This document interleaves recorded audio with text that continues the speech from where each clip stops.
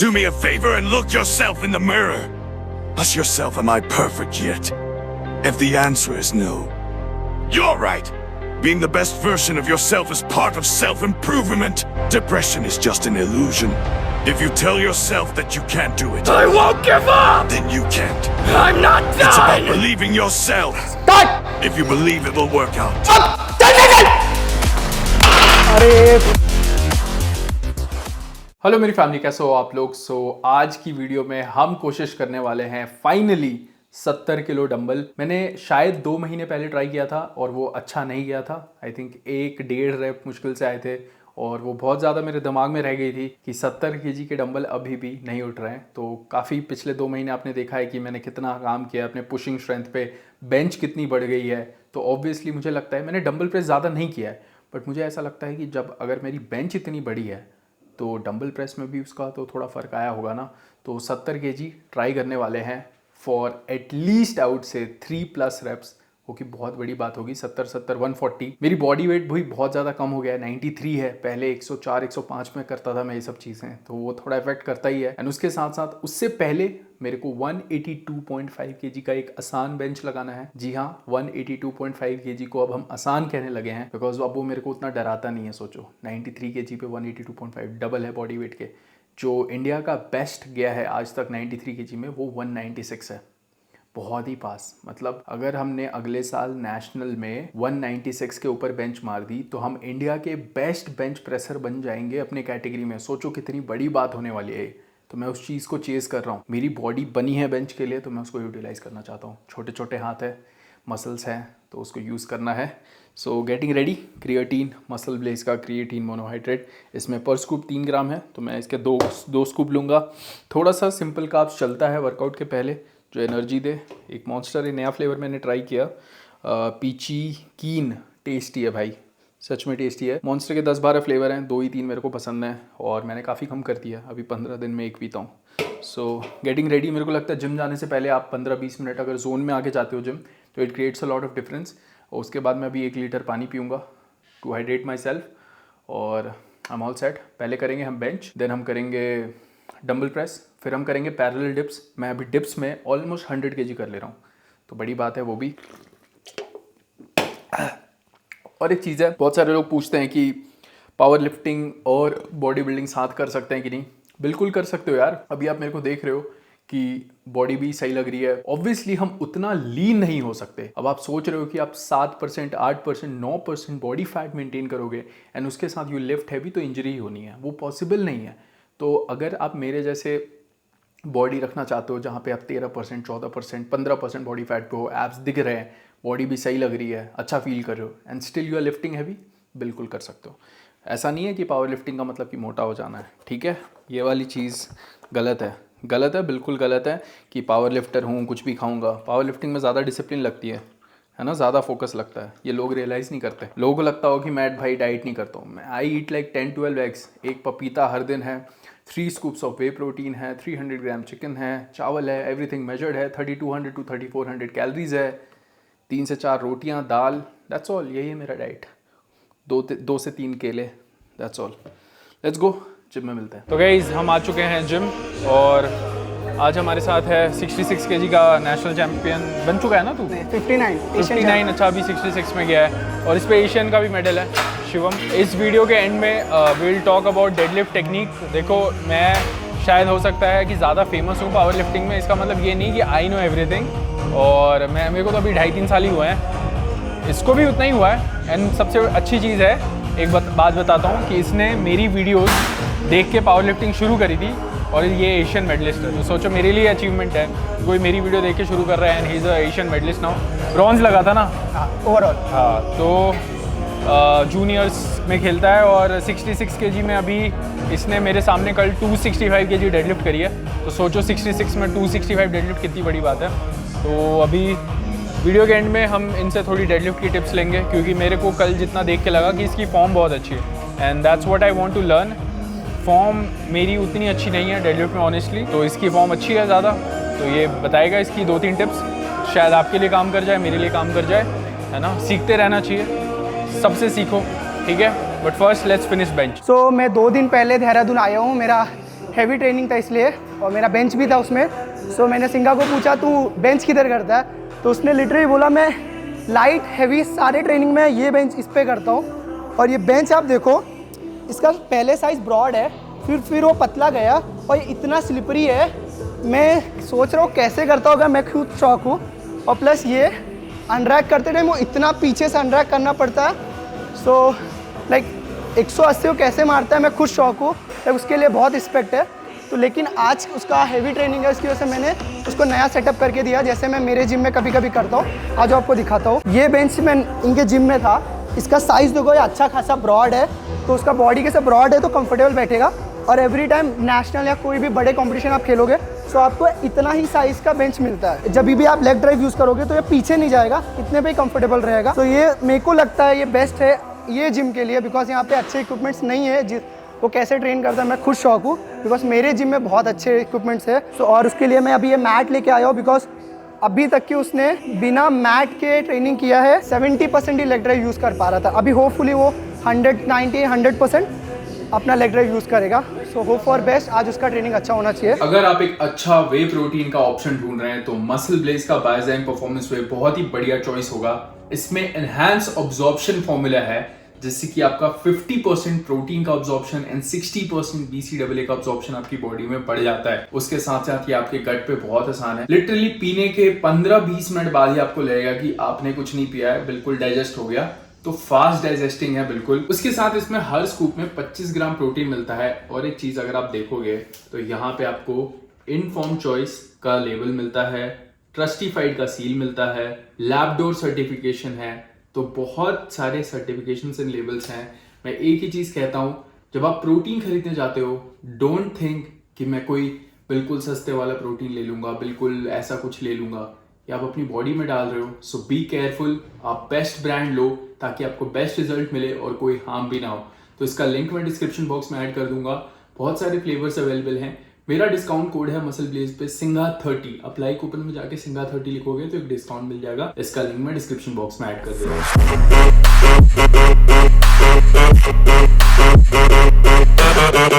एक चीज़ थी, अपना वार्म प्रोटीन ऐसा भी रखो कि आपको जिम की ज़रूरत ना पड़े कंपटीशन में, क्योंकि आपको नहीं मिलेंगी मशीनें। तो जस्ट एक ऐसा रूटीन हो कि आप सिर्फ एक बैंड के साथ परफॉर्म करो, एक बैंड कैरी कर पाओ कंपटीशन में, एंड उससे आप वार्म प्रोटीन अपना 4-5 एक्सरसाइज कर लो।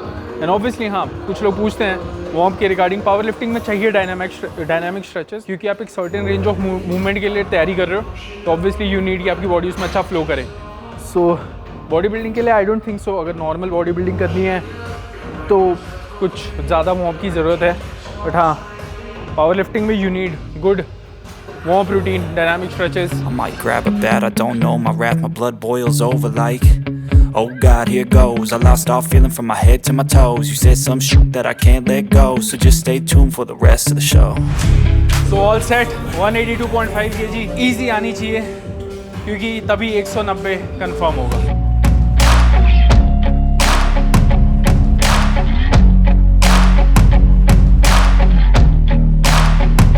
अभी मैंने एक चीज़ करा है कि मैं बड़े जंप्स लेने लगा हूँ। सो मैं सीधा गया 70 किलो, 120 किलो, 120 के बाद 145, 145 के बाद सीधा जाएंगे 170, 170 के बाद सीधा जाएंगे 182.5। तो एक चीज़ आप अपनी ट्रेनिंग में कर सकते हो कि हम बहुत बार क्या करते हैं, ऑब्वियसली वो एक दिमाग में स्ट्रेस होता है, अंडर कॉन्फिडेंट रहते हैं। तो जैसे अगर आपने मान लो 100 kg का बेंच अटैम्प्ट करना है, बहुत बार क्या करते हैं ना कि हम 100 से पहले 95, 92.5 लेने लगते हैं, बट वो सही तरीका नहीं है। अगर आप 100 kg एक रेप लगाना चाहते हो, अपना 1 रेप मैक्स देखना चाहते हो, लास्ट वार्म अपना 15 kg, 17 kg, 12 kg इतना कम तो रखो। डेडलिफ्ट में तो मैं कहूँगा डेडलिफ्ट स्क्वाट में 20 किलो, अगर आपको 200 किलो हिट करना है, लास्ट वार्म 175 भी चलेगा, 180 भी चलेगा, इससे ज़्यादा ऊपर मत लो। सो 145 इम्पॉर्टेंट है। मैं एक ही चीज़ आपको कह रहा हूँ, मैं पहला बंदा बनना चाहता हूँ, मेरे से पहले कोई लगा मत ले, बस मैं चाहता हूँ पहला बंदा इंडिया का 200 किलो बेंच मारने 93 में। किसी ने नहीं मारा है रॉ बेंच, किसी ने नहीं मारा है। और बहुत सारे लोगों को शायद रॉ और इक्विप्ड बेंच का फ़र्क ही नहीं पता है।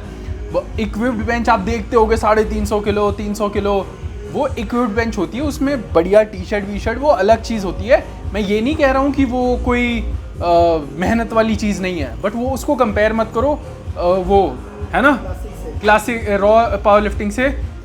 मेरे को कमेंट्स आने लगते हैं यार, मैं जब मारता हूँ ना 180 बेंच 185 बेंच, उनको लगता है कि ये बहुत कम है इक्विप्ड, वो इक्विप्ड वाला 300 310 कमेंट करने लगते हैं, बट उन्हें नहीं पता कि वो तो इक्विप्ड बेंच अलग होता है, उसमें सूट वूट आती है, रॉ बेंच अलग होता है। आज तक इंडिया में 200 किलो, ये पावर लिफ्टर सामने बैठा है, किसी ने भी 200 किलो मारा है 93 में? नहीं, आज तक कोई नहीं मारा इंडिया में, तो अभी तक किसी ने मारा। I want to be the first one. और वो सूट है ना, उसको पहनना इजी नहीं है, तो वो अलग नहीं, वो गेम अलग है, मैं कह रहा हूँ, वो रिस्पेक्ट है। हाँ हाँ, वो कंपेयर मत करो, कंपेयर करने लगते हैं लोग। अब जैसे एक ही चीज़ आप देखो ना, स्क्वाट में वो पट्टी स्ट्रैप्स ये सब लगा के वो स्क्वाट, और हम जो नॉर्मल स्लीव में स्क्वाट करते हैं वो सेम नहीं है, कंपेयर मत करो, दो डिफरेंट गेम हो गया। हाँ, वो तो आप ऐसा कर लो कि मतलब एक नॉर्मल 125 सीसी की बाइक है और कोई 600 सीसी की बाइक है, उसका रेस हो रहा है, तो वो कंपेयर नहीं कर सकते ना। हमारे पास वो इक्विपमेंट्स नहीं है ना, तो खाली मार रहे, कुछ भी नहीं पहना है, तो ये अलग गेम है। आज तक किसी ने नहीं मारी है 200, मेरा एम वही है। और बहुत टाइम लगा है, बट टाइम लगता है यार, यही तो समझना है, टाइम लगता है। सबसे हार्ड पार्ट है बेंच प्रेस बढ़ाना और वो ग्रो करना, लाइक 2.5 kg पे बढ़ गया ना, वो भी हम लोग बहुत बड़ी प्रोग्रेस। 6 महीने में बढ़ती है 2.5-5 किलो, 6 महीने लग जाते हैं इस लेवल पे आके, सच बता रहा हूँ। Let's go man.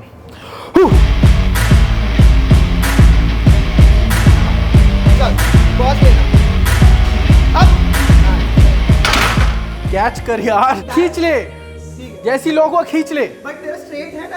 हाँ हाँ, मेरे को लगता है कि वहाँ पे कैसे तू पीछे पुश करता था ना ऊपर की ओर, जैसी लोगों ने खींच ले, उसमें स्ट्रेंथ जाती है फालतू की। हाँ, सीधा 170 180 2.5 उसके बाद। सो 4 months बैक मैंने 93 kg में कंपटीशन खेला था हैदराबाद में, और वहाँ मैं 167.5 kg बेंच करी थी। That's progress. अभी हम 170 वॉर्म ले रहे हैं, वॉर्म, और 170 ऐसा वॉर्म दिखना चाहिए आपको, समझना चाहिए कि 170 मेरे लिए कुछ नहीं है। लास्ट वॉर्म जैसा ही लगना चाहिए। चल गो अप, बढ़िया आया, बहुत इजी आ गया। 170 डन। हाँ, 12.5 kg बढ़ा, 182.5। लिटरली ऐसा लग रहा है कि 170 के 5 रेप है। और प्लस तू पॉज प्रॉपर कर रहा है अभी, वो बहुत इंपॉर्टेंट है अभी के एक लिए। चीज़ ये कल मेरे से पूछ रहा था, क्योंकि ये भी एशियन गया था, कि भाई एशियन से क्या सीखा। मैंने सीखा कि भाई इंस्टाग्राम की चक्कर में, रील डालने के चक्कर में कम पॉज पे बेंच नहीं मारो, स्क्वाट थोड़ा ऊपर नहीं मारो, क्योंकि कंपटीशन में ना औकात पता चल जाती है, सच बता रहा हूँ। और खासकर नेशनल एशियंस में, तो जिम में भाई अगर तुम बढ़िया पॉज करोगे कंपटीशन आसान लगेगा। जिम में पॉज नहीं कर रहे हो, स्क्वाट नहीं डेप्थ कर रहे हो, तो फटेगी। लास्ट टाइम जब ये एशिया खेला था और ये अभी नेशनल खेला था हैदराबाद में सिंगा ने, तो इसका बेंच का बार बार नो लिफ्ट दे रहे थे, तो इसने भी रेंज पे भी अपने काम किया, प्लस इसका एल्बो बहुत शेक होता था पहले, वो भी उस पर भी काम करने के बाद। चीज़ तो है कि मैं अभी थोड़ा सिंक कर रहा हूँ। 3 चीज़ें अच्छी की है। एक तो पहले रेंज कम किया, पॉज कर रहा है, एल्बो शेक कम हुआ है, लाइक एक्सेसरीज में बहुत। एल्बो शेक तौल से पैरेलल डिप्स ने किया से बहुत शोबाजी नहीं करना है भाई, अपने को नेशनल जीतना है, कम ऑन, वैसे ही आना चाहिए।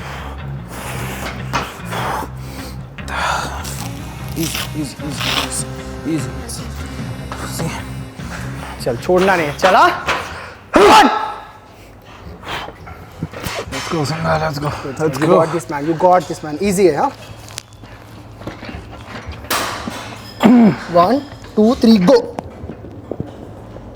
nice and back, चल स्टार्ट, अब चल चल चल। अरे बहुत प्यारा भाई, बहुत प्यारा। 190 तो एनी डे है, बहुत and that's what I'm chasing at 93 190 bench. इतना पॉज पहली बार मैंने देखा है। 182.5 paused, start command proper, अच्छा आ गया। and don't doubt the body weight, look at the abs. अभी कन्फ्यूजन ये है कि कंपटीशन में ओपनर क्या होगा। 16 तारीख को है कंपटीशन, 16 तारीख सुबह 9 बजे। Power lifting India YouTube channel है, वहाँ जाना, स्पैम कर देना, वरना लाइव मेरे रहेगा। को पता ही कि तुम लोग कर ही दोगे। अभी मैं मुकेश गहलोत गुरुजी के साथ, ऑब्वियसली मतलब नाम नहीं लेना चाहिए जो आपके टीचर है, बट मैं रेफरेंस के लिए बोल देता हूँ। तो गुरुजी के साथ हम बैठे हुए थे, तो वो मुझे कह रहे थे कि मैंने तुम्हारे साथ पोस्ट डाली and everybody was commenting Singha Singha Singha, तो तुमने ट्रू फैंस कमाए हैं। सो बड़ा दिल गदगद हो गया मेरा। सो 16 तारीख power lifting India, 182.5 I think fastest तेज़ कंपटीशन में। I think will go for 177.5, 185 and then 190. 190 समझ रहे हो किसी ने नहीं करी है. जिन्होंने रिकॉर्ड बनाया है he is like a legend. India में बहुत सारे रिकॉर्ड्स हैं उनके, बट उनके बाद किसी ने भी 190 बेंच भी नहीं मारी है 93 में. अगर तू अभी देखे तक की 190 किसी ने नहीं किया है. Second guy to do 190. Just imagine 3 years. So all set, let's go. तो इनिशियल प्लान था डंबल करने का, बट मैं नहीं कर रहा क्योंकि ऑब्वियसली मैं सोच रहा हूँ यार 3-4 दिन पहले 5 दिन मतलब इतने पास कॉम्प के इंजरी लेना सही नहीं है. तो उसको शायद कंपटीशन के बाद करेंगे, वो अलग वीडियो हो जाएगी, वो उसको कंपटीशन के बाद ही रखते हैं. So this is moving crazy. एक आपको बैक डाउन साइड दिखाता हूँ. बोलने में भी इतना अच्छा लग रहा है कि मेरा बैक डाउन साइड भी 170 kg है. 170 kg 2 रैप फुल पॉज. सो जितने भी बंदे तैयारी कर रहे हैं अगले साल नेशनल के लिए देखो डेडलिफ्ट होगी, स्क्वाट होगी, बेंच किसी की नहीं है 200, मेरी होगी. कम ऑन चल अभी सीरियस. हाँ कम ऑन. मेन सेट हो गया. ये बहुत इंपॉर्टेंट है. मेन से भी ज़्यादा बैकअप होता है, तेरे को पता है. जितना आरपी डाउन करेगा उतना कॉन्फिडेंस बिल्ड होगा. 2 3 गो. नाइस. चल proper start. Up come on. Lazy नहीं. अप. नाइस वन यार. 170 किलो के 5 रैप है. हाँ 190 प्लस भी हो सकता है, पता है डीलोड के बाद. बट हाँ यार 190 नहीं मारा ना तो मैं डिसअपॉइंट होऊंगा. सच बता रहा हूँ, I will be disappointed. I think gold 185 पे भी है 16 तारीख को. मैं गोल्ड का तो नहीं पता, बट जो तूने अभी तक मेहनत किया है 190 के लिए, आई एम डैम श्योर वो आ जाएगा, है ना.